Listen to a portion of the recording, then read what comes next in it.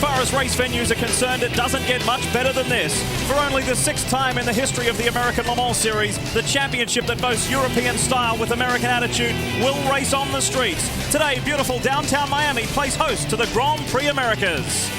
And what a crucial round it is for the 4 respective championships. The 900 class can be wrapped up today. The 675 class will go all the way to the wire at Petit Le Mans. The GTS can be clinched today, and we congratulate Sasha Masson and Lucas Luhr. They are already GT class champions. Lead for LMP 675 championship contender John Field. His title hopes were dealt a severe blow here yesterday in qualifying as he negotiated the turn 8 turn, smacked the wall hard, ricocheted back across the track, major damage to that little MG Lola. Now the team has literally worked all night, 24 hours straight to get this car on the grid. He will start from pit lane. Hi, my name is JJ Lehto and I come from Espoo, Finland. I drive for ADT champion Audi car number 38. And my co-driver is Johnny Herbert. I'm Butch Leisinger from Reepersburg, Pennsylvania, driver of the number 16 MG Lola. My teammate is the lovely and talented James Weaver. Hi, my name is David Braddon and I'm from Australia and I drive the ProDrive Ferrari. Ferrari takes the fight to the Corvettes, but the Drivers' Championship was decided this morning in warm-up when Kelly Collins smacked the wall in the number 4 Corvette at the now infamous bump. Ron Fellows and Johnny O'Connell need only to start to claim the crown, and while the crash was bad news for Corvette, it's good news for Fellows, who's driving with a dislocated shoulder, suffered in a rock climbing accident. Fellows' battle for the Drivers' Championship has been won. Hi, I'm Sasha Maassen from Germany. I'm driving the 23 Porsche with Lucas Luhr. Here we go, the Grand Prix Americas for 2003. It's only the 2nd time on the streets of Miami for the ALMS Series, and we are away. Great start from pole man JJ Lehto. In behind him, Marco Werner, the 2 Dyson LMP 675s. Then it's David Salins just ahead of Mike Lewis. And I think really right now you're going to watch the first 2 cars will try and get away as cleanly as possible. JJ got the immediate jump off the start. It is critical because I think, oh, there's a 37 car there trying to start. This is a huge battle of egos here between these 2 teams. You've got one team fighting for survival, and that's the ADT champion team out in front at the hands of JJ Lehto. Marco Werner was desperately disappointed yesterday that he got pipped for pole right at the last second, and he got pipped for pole when John Field's car literally exploded in front of him yesterday late in that session. And these guys have just left everyone behind. That's a graphic illustration of the LMP 900 cars versus the 675s that have taken the fight. Look at that. Man, that's unbelievable. After just a couple of laps, look at the lead. That looks like James Weaver, I think. Or Butch Leisinger actually driving that car. We take a look now. We go on board the Orbit Porsche 43 machine. Mark Lee, the sensational young German. This is his final, sadly, it's his final ALMS race of the year. He's got other commitments in Europe. He currently leads the Porsche Cup, International Porsche Cup. He's had a stunning year and he's taken the fight to the Alex Joe Porsches. Huge traffic jam, and Robin Liddell for PK Sport is right in the middle of it. That's up at turn 6. Yeah, you can see as he comes in here, look, there's just a huge traffic jam, and up the inside, the BMW just barely taps him, but that's enough to put Robin back around. Very little damage on the car at this point. That's quite good. Bill Aublin in the BMW on the inside of him, teaming with Nick Johnson.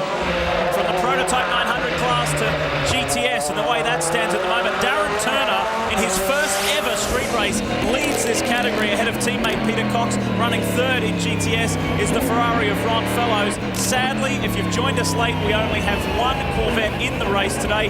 The reason why, the man sitting with Bill and I, Kelly Collins, had a pretty heavy impact this morning coming onto the start-finish straight. Kelly, firstly, are you okay? And sorry to see you out of the race. To be here, I'm really sorry to be out of the race right now. It just hurts sitting up here right now watching this and seeing the car with Ron, but we're here to root for our teammates, and hopefully they can pull off a victory here, and I'm doing all right. We heard the 88 Ferrari actually tagged the wall a little bit. I think we're going to have a replay here. Just watch, he's coming through. That's exactly what I did. That's exactly what I did, but that's in another part of the track, but it's about 50 miles an hour slower than where they're approaching right now. We are now under our first full course caution. It is because of car 41, Ross Bluestein, and they help him get started again. We've seen both of the Carlos de Caseta BMWs in a little bit of trouble already today. Welcome back. You've come back at the right time. We have just gone green. And JJ Leto continues to lead the way. This is for outright third. Leitzinger leads the 675 class. And while this is the first time David Salins has been to the streets of Miami, he's had some pretty impressive results at Monaco. He won an F3 race there. He's had 2 poles there.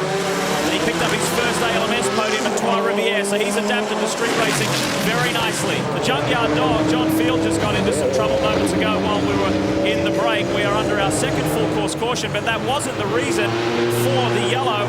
The 56 Team Bucknam Racing Pilbeam went into the wall, and probably in more spectacular style, Mark Lieb sent the Orbit Porsche at turn 3 right head on into the tyre wall. Oh, he got pinned. 25 minutes. I think like that hard of a hit. Well, the leader is in. There was a big question mark at this time of the race whether these guys would come in and give up track position. And unless they get a lot of caution... Whoa, there's a big fire here! Big moment here. Johnny Herbert is getting back out of the car, I believe. We're trying to see through the smoke here, and that was a scary moment. Now they're probably trying to get back in. Why are they both so cool about it?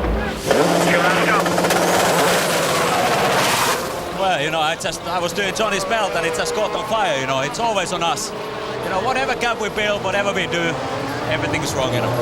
I don't know what to say. We're back to green, fellas. We certainly are, and Marco Werner leads the way. Down into turn 1, now watch for the champion outing. It's going to need to find its way through the traffic in a swift manner with Johnny Herbert at the wheel. Yeah, you see Johnny right there coming up through the traffic. He wants to be fairly cautious at this point until he really starts getting into the flow of the race. As we work our way back around under green racing conditions, it's Werner, Herbert, Loretta, so the Panos is up to third. Leitzinger sits fourth, Wallace is fifth, the top 2 in 675. The key is if we get a lot more yellow, Champion may be able to go the rest of the way without another stop. They were looking at a one-stop race. Champion are in pretty good shape. They changed tyres under that yellow as well, even during the fire, so they've got new Michelin tyres on there. They're looking pretty good. When we go to the 675 class, Dyson, they're trying to stretch fuel, trying to do on one stop as well. Tyres will definitely be a question mark there. GTS leader is Johnny Red, Johnny Owen. Just off to the side there, you saw that was the one of the Carlos Di Caseta BMWs, the Allegra Motorsport cars, and that was the Bill Aublin, Dick Johnson car into the tyre barrier. So Johnny O leads from David Brabham and Thomas Enger, the 2 Pro Drive cars chasing Johnny Red. Brian. They got the lead on the pit stops. We've talked about this on these short, tight circuits before. Pit stops are critical. And they made the pass in the pit. Sometimes it's not beneficial to have 2 cars, and that's what hung up the Pro Drive guys. Both cars in at the same time. The pit stops were long. The Corvette got in, got out with only 1 car in the field right now. Oh, Yost on pit road. Werner's getting out.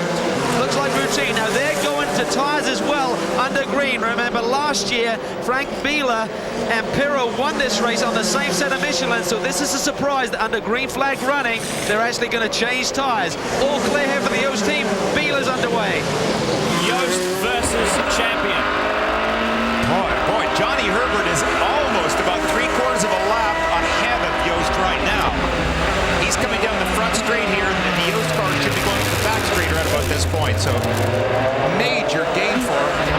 Panos is stuck in the wall. It looks fairly light. I think he should be able to back off. Oh, and tagged by an LM900 car. That's the Banana Joe car. That may force our third full course caution if Rick Skelton cannot help himself out of that situation. But that would be a remarkable stroke of luck for Yost if the caution were to come out at this point. Full It is. caution. Oh, my heavens. Well, there's some teams that are lucky and some drivers that are lucky, and oh boy, Yost does seem to get the breaks. And finally, the 16 is in pit lane, Cal. Whoever gets the go-ahead to fire it up, and right now I don't hear anything. Oh, Hate to no. talk this up, boys, but we've been here before. This thing struggles with, James fires it and then gets in again and struggles it again. That's We're over the halfway mark. Second half of this one. It's the second last round of the year. Can the champion team do it on home soil, or will Yost reign supreme again? They are coming from behind. Yeah, and I think fuel is going to come down to playing a big part in this race, because remember, Champion ducked in about 25 minutes before Yost. Now, Yost did say they could probably do an hour and a half of green flag racing. Can Champion do it? They were Yeah, it's flapping right away there. Yeah, the tape has just come completely loose. See, it still does have the green tape on it up in this part, but not nearly enough to hold it in tight. And we are having another full course caution, number 4 of the day on lap 93. And look at this, we've got a one-on-one fight now. Yost has been able to, Frank Biela has been able to weave his way through the traffic, and now it's a one-on-one fight, just like we had at the beginning of the race. Yeah, one of these things can happen where it actually can start demoralizing you because you work so hard to develop a lead like the ADT champion guys have, and just by the luck of the pace cars, Yost are suddenly back on their tail. Well, here's a nose to nose, and I think they're both going. The taillight's still on the Ferraris, so I think it's all fired up. It's Johnny Mollem and one of the JMB Racing USA Ferraris. Inside, I'm going to feel like it's going to be a yep. Not the place to do that. We take a look now at the GT battle. These are the sister cars, the Alex Joe McKenna Porsches, going hard at it. And currently Sasha Masson leads the class. He's 10th overall. Timo Bernhard is right behind him, 11th overall, second in class. There's nothing between these guys. And you have to look a long way back to 14th overall. Anthony Lazzaro in the Risi Ferrari sits third in class and could possibly get their 5th podium in 8 races. It's been a wonderfully consistent year for Risi. Trouble for the newly crowned GTS champion Johnny O'Connell. The sister car went out early this morning and did not even start the race, and now Johnny O has obviously crunched the wall pretty hard. Boy, that is a huge impact. I wonder if he's got the... Oh, and he's spinning in his own oil. Is what happened. Inside the junkyard dog. Oh, boy, and that's a solid tag on the wall. Whoa. That hurt. Looking at David Brabham in the 80 car rode by Ferrari, and 2 successive wins. He and Jan Magnussen inherited that second win at the Mazda Raceway Laguna Seca because Thomas Enger and Peter Cox were disqualified for failing the stall test, which is an error and take situation, and they could possibly go 3 straight. And the most recent incident, if you want more than that, was just a few moments ago involving 2 GT cars. Well, everybody wants to spin at once. You see him going around, he tries his best to avoid it, but gets backed into anyway, and then he in turn spins. Johnny Herbert has been driving this car magnificently, but there is a big question mark over its fuel. Calvin, fill us in. Well, I went up and asked the team, I said, is Johnny attempting to save you? And they said, no, we can't afford to, with Frank Biela right behind us. So they're flat out. And I said, well, you're going to have to stop. They said, no, we think we're golden. They said, well, we won't have any left when we hit the checkered flag. And I went back about 20 minutes later. They said, no, we've recalculated. We're going to be shy. So they need some help with the yellow. I think the key to victory today will be if champion wins, they'll lose. They can stay out, they'll win. Well, if it's got anything to do with his determination and fire, Timo Bernhard will win this. He is now in the lead of GT. The 24-car persistence has paid off for the little man. There he is. Timo Bernhard now is in front and has left Sasha Masson behind. And he is driving in such a determined fashion today. He was hounding the back of Masson and now sits atop that class. Well done, Timo Bernhard. Hopefully he can settle some of that frustration that he and Jorg Bergmeister have had this year with another victory. We are under our 5th full course caution. It is due to debris on the track, and that belongs to the number 11 JML Panos. Gunnar Jeanette collected the wall. Gunnar slammed the wall very hard early in the weekend. He only done something like 6.5 laps, and the car did not come out for the rest of the weekend until the race. So this begs the question, will the 38 take advantage of this caution, Cal? Brad, let's have a quick word with you. Are you going to run the gamble? What are the numbers looking like? They're working on him right now. We're going to see what the consumption is under the yellow here. It's usually really, really good, and it should put us through, but we're still working on it. It's very tight. We go back to green. Yep. Here we go. This is the run to the end. Let's hope it's green, and Johnny Herbert bolts. That's the second time that he's got a dynamic restart. Wonderful stuff from Herbert. Boy, great start, and Olivier Beretta, too, just putting the Panos right up there. He's ready to go.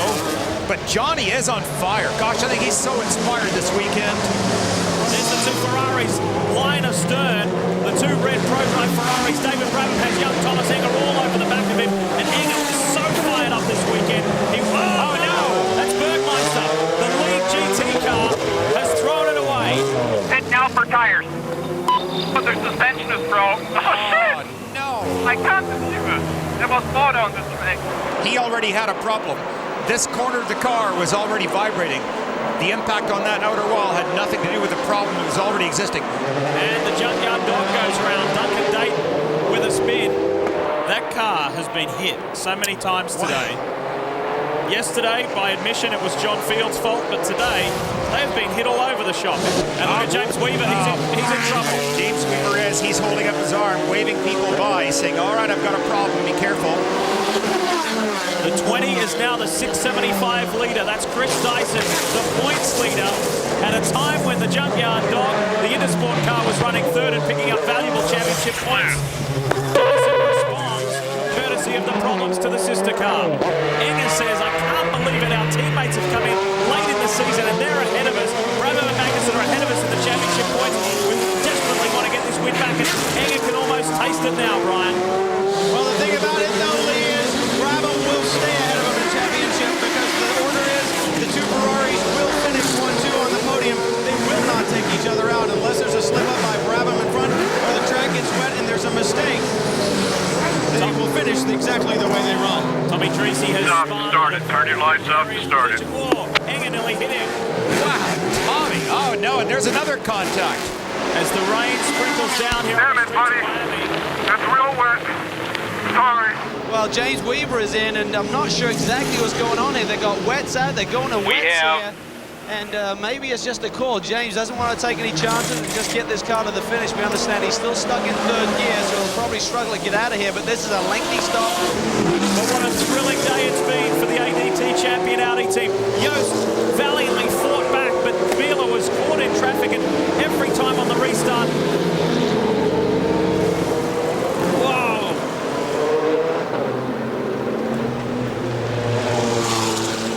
the champion team, the ADT champion team, celebrate. Herbert and Lato win here in Miami. Victory number 3 for the ADT champion boys. The gamble paid off. And they had to win it. This was the one race they come in and they all admitted right straight up front, if we don't win, our championship hopes are dead. This is going to push it on to Petit Le Mans. There they go, the two ProDrive Ferraris, and history in the making here. The ProDrive Ferrari team goes 3 in a row. David Brabham wins his 3rd consecutive GTS class race. With their 3rd win, and Johnny Herbert, you pulled one literally out of the fire today, mate. What a drive. It literally was out of the fire and hit the frying pan. You knew when you got in the car, you had 2 hours to go. Did you think there's any way you could make on fuel? Well, obviously you hope and expect what we got, which is a lot of cautions, which is something that they've got to go your way, and luckily this year they did, and with a great partner here, he was on fire today. Well, Darren Turner and David Brabham. David, first of all, in the car for as long as you were, you've got to be exhausted. Pretty beat, but you know, when you know you've got victory in your sights, there's a good motivation to keep you going. So a great job by the ProDrive guys, and Darren obviously coming in and substituting for my mate Jan, done a fantastic job.